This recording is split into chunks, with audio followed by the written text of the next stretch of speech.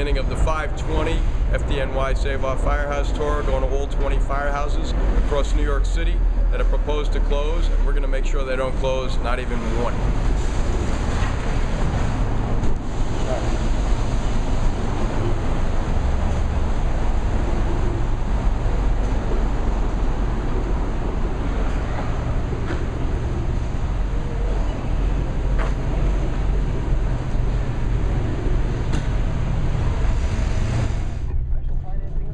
We're taking a picture of the ambulance? No.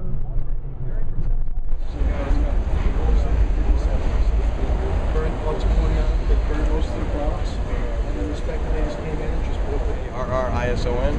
And you are? I'm president of the Bay Improvement Group, a community coalition in South Brooklyn based in Sheepshead Bay, and the executive vice president and spokesperson for the Small Business Congress.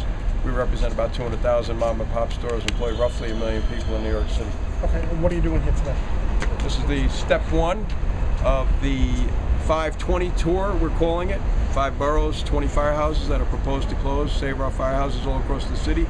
And I'm here for a simple reason that it shouldn't be one community fighting against another. The whole community of New York City should be united like we were at 9/11. People seem to have forgotten. We must never forget. And after closing 7 firehouses since 9/11, we haven't apparently learned our lesson. We shouldn't close anymore. We've closed dozens in the last few decades, so it's kind of enough is enough. Draw the line in the sand. This shouldn't be like who can get the bigger rally. It should be the entire city united. There should be no one who is opposed to this, whether it's you guys in the press or people at home anywhere in New York City.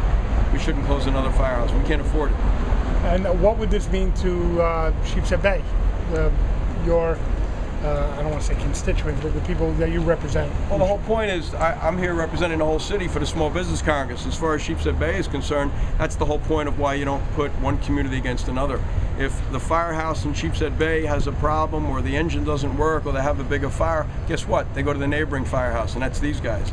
If they come to this house and they come out one morning and their engine doesn't start, there are such things as mechanical problems. Then they go to the next firehouse, and guess what? The next one over in the next neighborhood, that's another one being proposed to close. So they all kind of have to work together. We don't know when the next big fire or big emergency is going to be.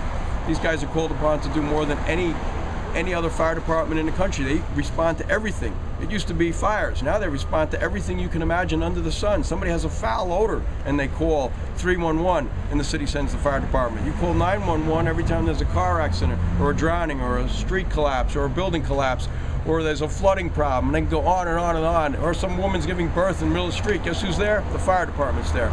And we shouldn't close a single firehouse.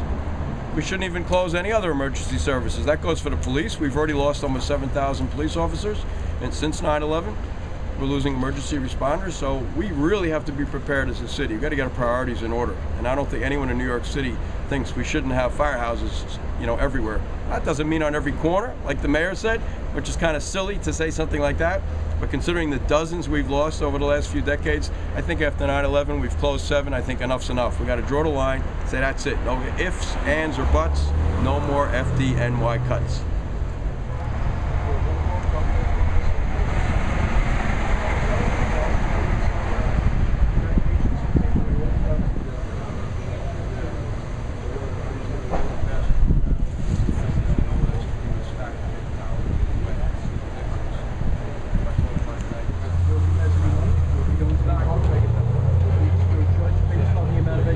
Yeah, but I said to them, they make no bones about it. They shouldn't be pitting one neighborhood or one firehouse against another. They keep saying there shouldn't be any cuts, but I offer that.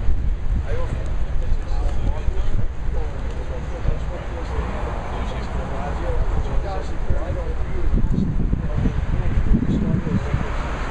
Hi, I'm Nicholas Cremato, and I'm here to support the firehouses staying open. The fact that the city wants to close the firehouses is definitely detrimental to the community, and it really looks like they want to gentrify the community by letting the poor people lose all their fire and ambulance protection.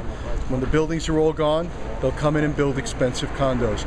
Support your firehouses and vote to keep them open.